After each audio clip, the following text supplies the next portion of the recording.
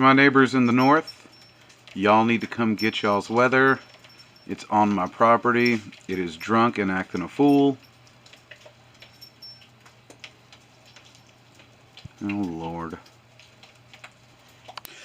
Howdy neighbors, David here.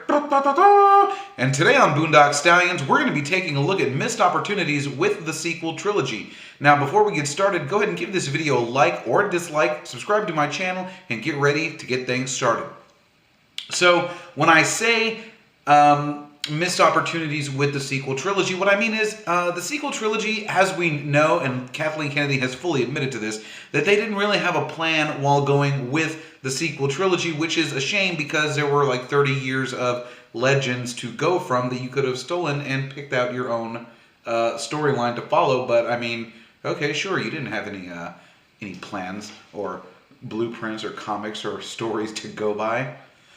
And because of that, they left a lot of questions that they set up in episode 7 unanswered or gave us unsatisfactory answers that has really divided the fandom yet again, which is ridiculous because I'm not the biggest fan of the sequel trilogy, but I watched them, I like them for what they are. I'm a big fan of The Last Jedi simply because they did subvert expectations, which were our own fault for spending 2 years theorizing and speculating about what was going to happen, that we were certain that we knew everything that was going to happen, that there was no way they were ever going to make a movie that was going to please fans after The Force Awakens. But having said that, Rian Johnson didn't have to subvert every single expectation that we had. And so, here I am making a whole series of videos. This is just one of many. This is the one I'm going to focus on missed opportunities with Rey. Next week I'll pull one out for Finn and his situation. I've got a Kylo Ren redemption that should have happened. Some Luke Skywalker stuff. A little bit on the LGBTQ community because I was a little unhappy with the representation that we got versus the representation that we had specifically asked for before filming. So, like, I don't understand why you wouldn't just go with the easier of the two options instead of giving us some weird forced kiss at the end of Rise of Skywalker. And Snoke. Yes, so many things to deal with Snoke.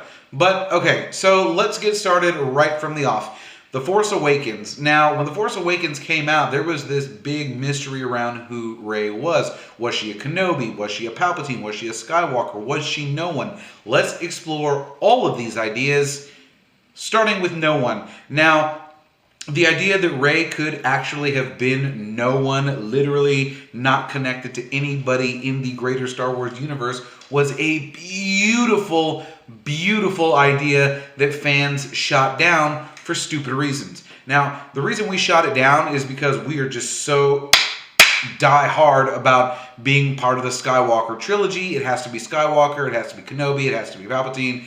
That is all. Nobody else. We are unapologetic. We don't forgive, apparently. And so everybody dismissed the idea that Rey could be no one, which is, in fact, garbage. Because, stay with me here for a second, dig, if you will, the original trilogy. We started at 4, 5, and 6, but let's imagine that George Lucas had the money, the means, and the technology to start at episode 1 and work his way through to episode 6. Well, having said that, we would have walked into The Phantom Menace not knowing that Anakin had a destiny to be the chosen one, to fall to the dark side, to become Darth Vader, the greatest big bad from the original trilogy, and have a redemption arc in episode 6. We would have known none of that. We would have gone into this entire series thinking that this little 9-year-old slave boy was nobody. And then when we get to episode 3, Revenge of the Sith, and find out that he falls to the dark side, we'd have canceled Star Wars immediately.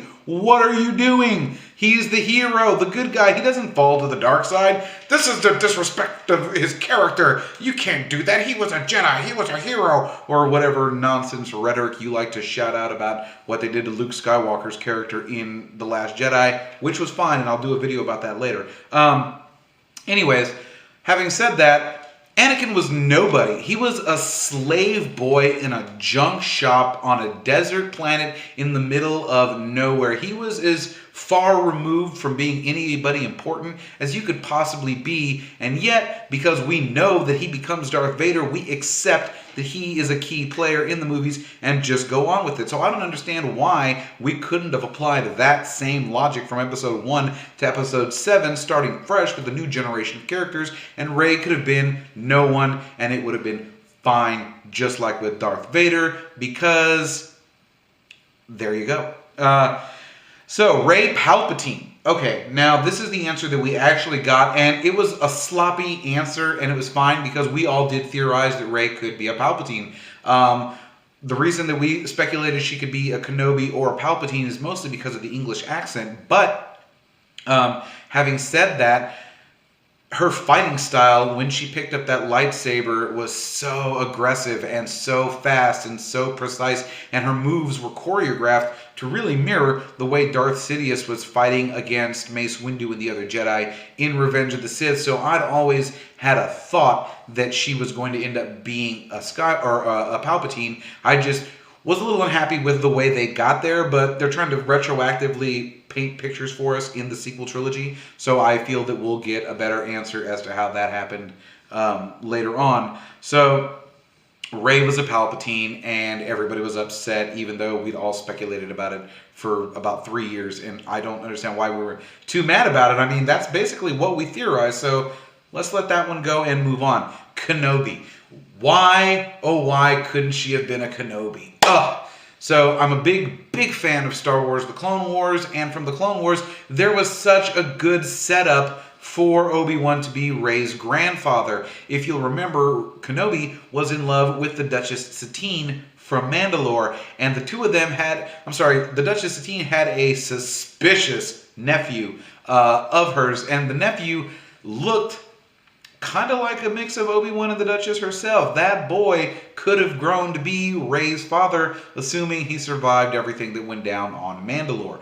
So there was that missed opportunity right there for Rey to also be a Kenobi. Now, when we get to Rey taking on the name of Skywalker, now she took it on, and I'm going to get more into that here in a little bit, but she took the name of Skywalker on, and there's nothing really wrong with that. Ideally, I would have preferred to find out that she was the daughter of Luke and Mara Jade. And so originally, and I'll discuss this more in my Kylo Ren Redemption video, but originally I had assumed that that was exactly the case, that Rey was going to end up being Luke's daughter and cousin to Kylo Ren. And technically, she still is a cousin to Kylo Ren, because when Disney bought Star Wars, they released the Darth Vader comic book series, and in the Darth Vader comic book series, Darth Vader, uncovering the truth of his past, learns that Palpatine went to Tatooine and used the midichlorians to impregnate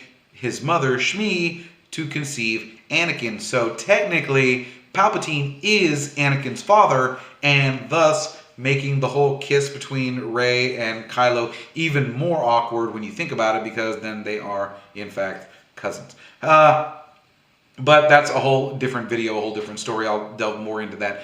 So my initial thought was that Kylo and Rey were both there at the Jedi Academy that Luke was running, and when Kylo fell to the dark side, he pretty much did what Anakin did and killed everybody there, gave some of them an option to join him, and could not bring himself to kill his little cousin.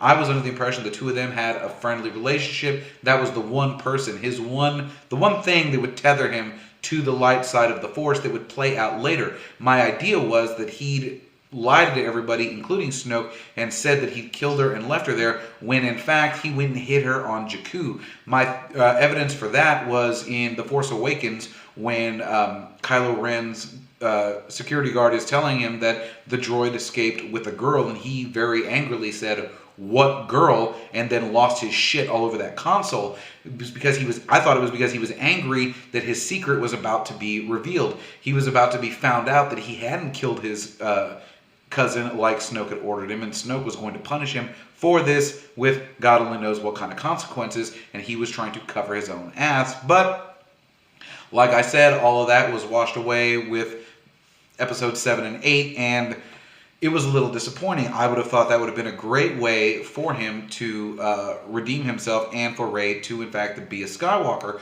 But when we get to the end of The Rise of Skywalker, she does, in fact, take on the name Skywalker. And I'd had a theory about this also, which still could come into play in later on movies or TV shows or comics in the Star Wars universe. You see, when she goes to Ahch-To and meets Luke, he gives her a lot of gray Jedi lessons. As a matter of fact, he does his best to explain that Sidious was right. I mean, he was evil all the way, but he was right in the fact that the Jedi had lost their way and had become decadent and lost in their hubris, had let the dark side rise up, overthrow them, wipe them out, and take complete control of the Galactic Republic and turn it into an empire, letting him rule with an iron fist, all on the Jedi's watch. The Jedi failed conclusively, and he felt it was because they were so rigid and dogmatic in their views that they couldn't allow themselves to, as Palpatine said in Revenge of the Sith, take on a larger view of the Force, finding balance in both the light and the dark. And I know I've gotten into a few arguments with people about whether the Force being in balance is kind of a numbers game, and I'm sorry, but when you have thousands and thousands of light side Force users and like 2 dark side users, that's not balance. Anakin and Sidious wiping those numbers down and chopping them to their minimum number of Jedi literally brought actual balance that you could see using just the numbers. So, having said that, I don't know why we needed to continue with a sequel trilogy, because Anakin seemed to do a really good job of balancing the Force. So Luke is giving Rey these gray Jedi lessons. In a deleted scene, she hears explosions going on in the village and asks Luke what's happening. Luke explains that pirates have come to the island and are raiding and pillaging the villagers and taking what they want and then leaving. Rey says, we have to be Jedi, we have to go be badasses, we have to go help them, we have to do it now. And Luke says, nope, we can't do it because there's no guarantee that we're always going to be here to fight their fights. We can go and save them right now, but in doing that, the ones that leave are going to go and come back with greater numbers, and in time, Luke might not be there, Rey might not be there, and what happens to the villagers could be even worse as a direct result of interfering. So the idea was to National Geographic it and just observe and not do anything. So that's a very great Jedi lesson. And so what I was thinking was that Rey was going to take the sacred texts and create a new form of